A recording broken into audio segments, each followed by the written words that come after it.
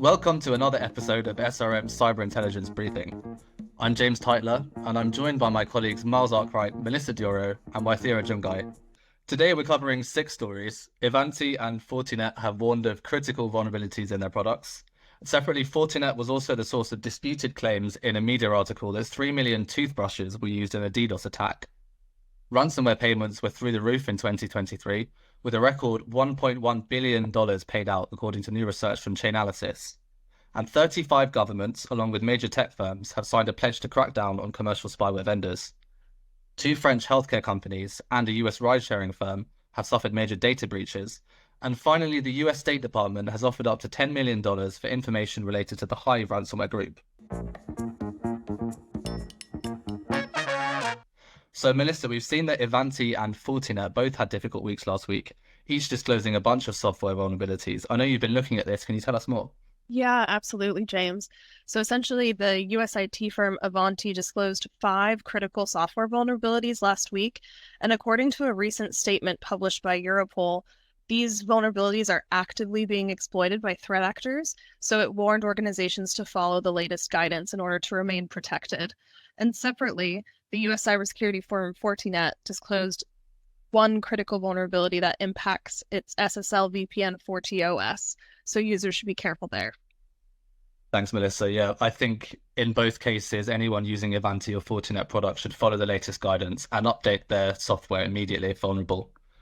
In other news related to Fortinet last week, an article by a Swiss media outlet reporting that 3 million electric toothbrushes had been used in a DDoS attack went viral. The correction provided by Fortinet indicated that the topic was only meant to be a hypothetical illustration of potential future security threats, rather than a description of an actual incident. Yeah, misinformation is spreading pretty rapidly in today's world of digital media, so it remains good practice to reference multiple media sources to ensure the integrity of your information. Yeah, that's definitely true, Miles. I also saw there was some interesting research from Chainalysis this week regarding the number of ransomware payments last year. Absolutely. So, yeah, like you say, a report produced by the blockchain analytics firm Chainalysis has revealed that more than 1.1 billion USD in ransom payments were made to ransomware groups in 2023. The record-breaking number is more than double the payments made in 2022. You can read more about this in SRM's article, Incident Response in 2023, A View from the Data, to learn more about last year's record-breaking trends. Thanks, Waithera. And we were also talking about a government crackdown on commercial spyware vendors. Could you tell us more about that? Yes, so it's really interesting. 35 countries, including the UK, France, and the US, have joined major tech firms in signing an international agreement aimed at tackling commercial tools used to carry out cyber attacks.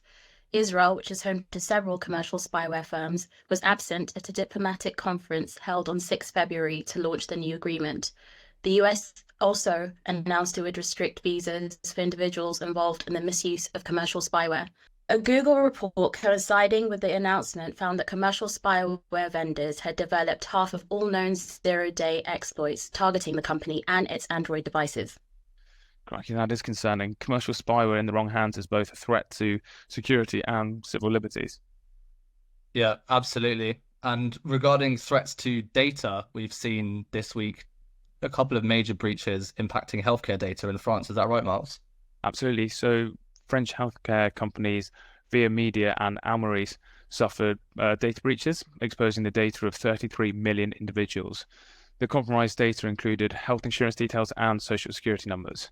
It's thought that a successful phishing campaign is suspected to have been the cause of the breach. And separately, Hopskip Drive, who are a US ride-sharing company, also suffered a third-party data breach, which impacted around 155,000 individuals. Wow, Miles, it does seem like a lot of individuals have been affected by these breaches. I'd just say that for anyone that's been impacted by a data breach like this, it's important to understand that you are facing a heightened risk of both phishing attacks and other fraud schemes that threat actors can use this data in order to perpetrate. And so it would be really best practice to consider identity theft monitoring in order to ensure you're protected.